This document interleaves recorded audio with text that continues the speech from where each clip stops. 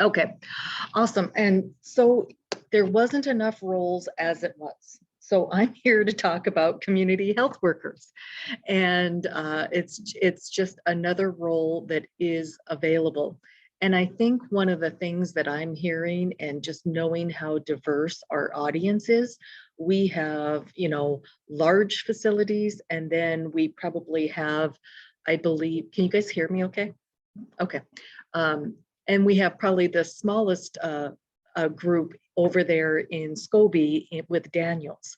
And I think that every community is going to have to navigate what works for them best in this care coordination as a role differently. And so anyway, we'll just kind of move on. Um, Next. Why does it not go next? There we go. So I'm not going to read the official description from the American Public Health Association. You can read that there, but the bolded items there are the key components. The community health workers that are effective are trusted members of the community. So this is really community health workers are really targeting specific populations. Just like peer support specialists have lived experience, people within the community that have that same lived experience can be a community health worker. Maybe you're going to target, a specific Native American community. So perhaps that should be a tribal member. Perhaps you're going to be doing interventions in the schools. So perhaps deep connections in the school and community-based support services would be great. And then the community health workers work not only with the actual individual experiencing whatever health condition is going on, but they also increase the capacity of the community as a whole. So they may bring in additional programs, additional supports, put on additional trainings within the community. So they just do a ton of outreach, community education, informal counseling, and all kinds of unique interventions with the patients themselves. So the community health worker training that we have in Montana is through the Montana, the MSU program, the Area Health Education Center, and the main community health worker training is module-based. It takes about 85 hours to complete. Usually people get through that in about 7 weeks. And they consist of not only learning modules, but they also have journaling that the community health workers do. They receive on-the-job supervision and mentoring throughout that process. So there is other additional supports. Some of the community health workers are also peer support specialists so that they can provide that dual role. But many of them are, more focused, like I said, to a specific patient population. And I did put in the chat box a video that PBS did about the Crow Reservation as well as Big Timber. And they did a great little vignette on community health workers in those two communities. And they really talked about how these folks worked within the school systems and within the communities to impact the ACEs that are at the root of a lot of the substance use disorders. So, really addressing that throughout the school system. Big Timber's community health worker, they actually were targeting suicide, not only suicides attempts, but also suicide ideation.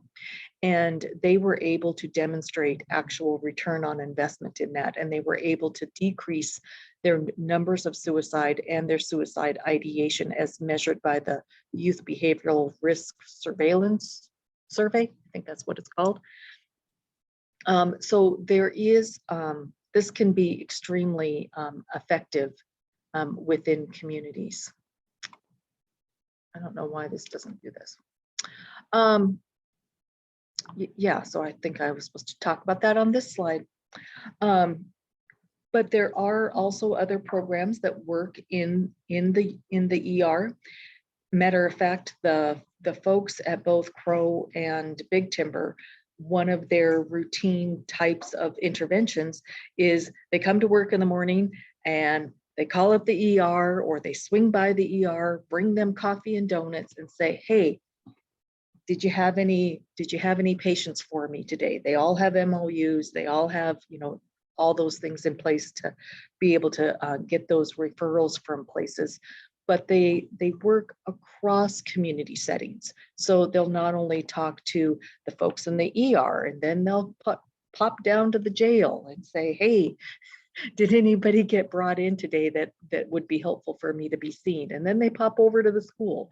So they have a very multi-dimensional role, which it can be super helpful. So people can make that role as small as they want, and they can make it as expansive as they want. It really is something that you need to have that community support to develop within what will work for your population. We talk about money, of course. Sustainability has been mentioned with all of these programs, and there isn't a lot of billing that can be done with community healthcare workers at this point. However, if almost all the facilities are under some kind of value-based program with Medicare.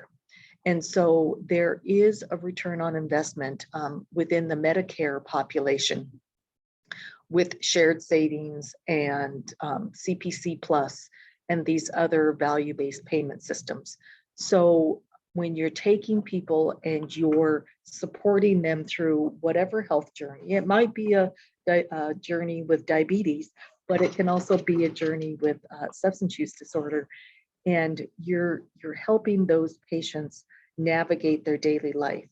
So there's a couple of stories. We have a community health worker up in Kalispell who routinely, with all of the patients that she is referred, and she does take care of a lot of people with substance use disorder and some with chronic conditions, but her patient population is all of those folks that have high utilization. And one of their first field trips is to go to the grocery store, because there's often, they often have poor nutrition and they don't have money and they don't know how to make a dollar stretch and they don't know how to cook. And so they purchase food together. They go and learn how to cook it. And those simple life skills are something that can be done in the patient's home. They can be done at their camp stove if they're homeless. And they can be done in an office building where the community health worker has an actual office for patients to come in too. So, there's a huge amount of variety that can be done with community health workers. Funding is kind of an issue, but we do have resources for that.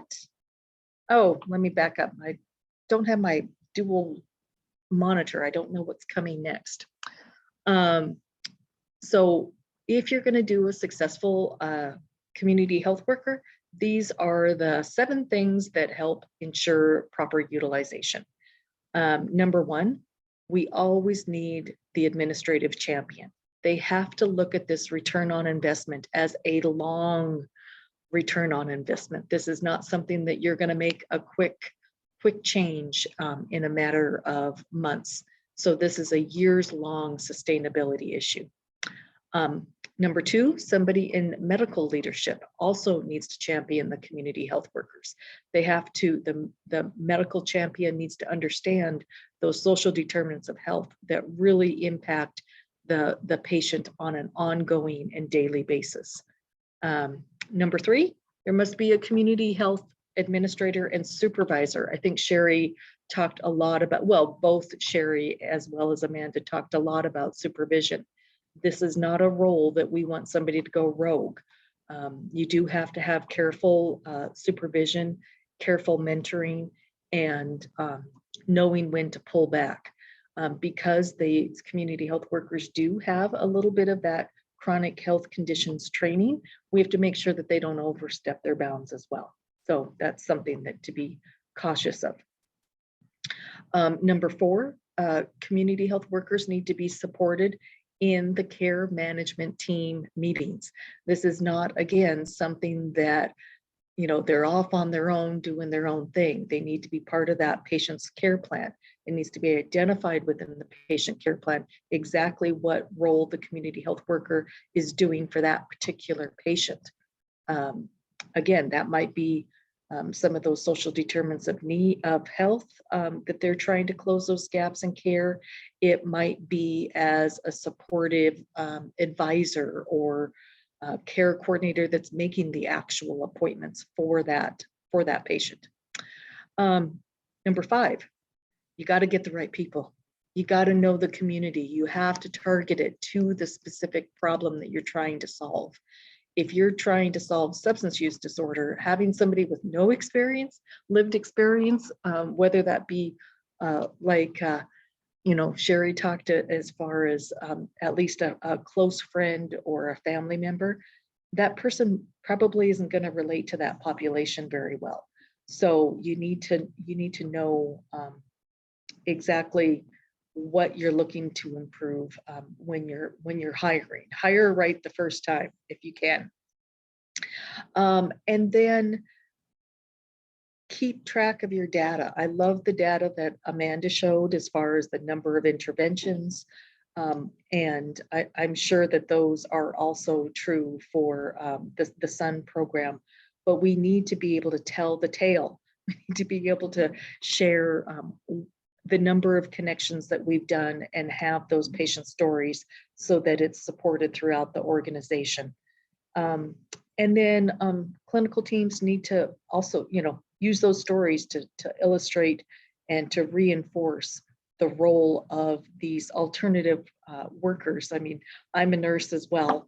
And so, I mean, I thought that was the nurse's role to do all this stuff, but we gain a lot by expanding our worldview. So the whole clinical team can benefit from those things. So how much does it cost? That's always the big thing. So in Montana, we have about 180 community health workers right now. They have a salary of about $40,000 per location. And, you know, we do have the grant that provides free training.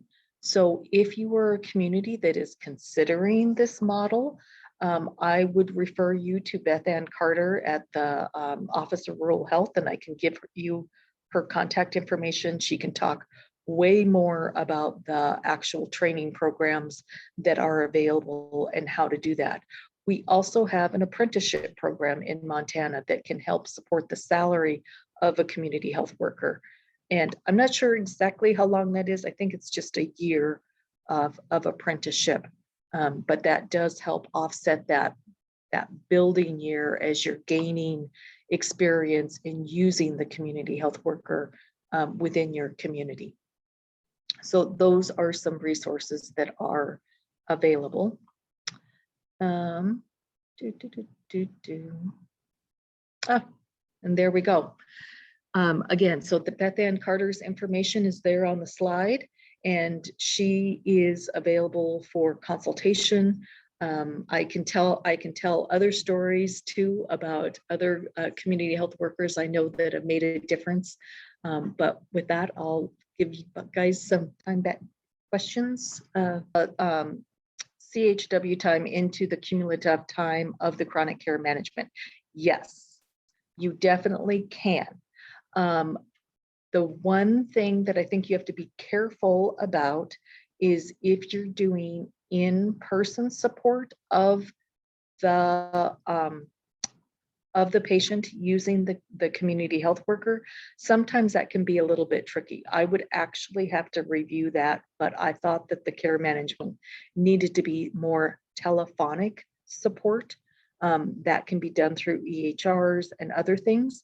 I do know there are programs that actually pay for patients to have SIM cards, and they pay for minutes so that they can have that ongoing communication with their patients, because they're often have some resource issues.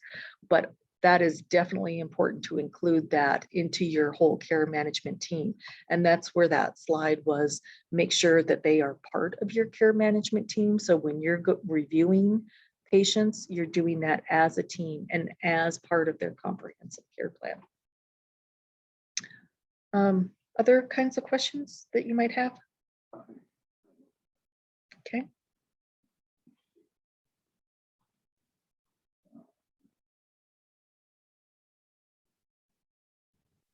What, can you hear me okay?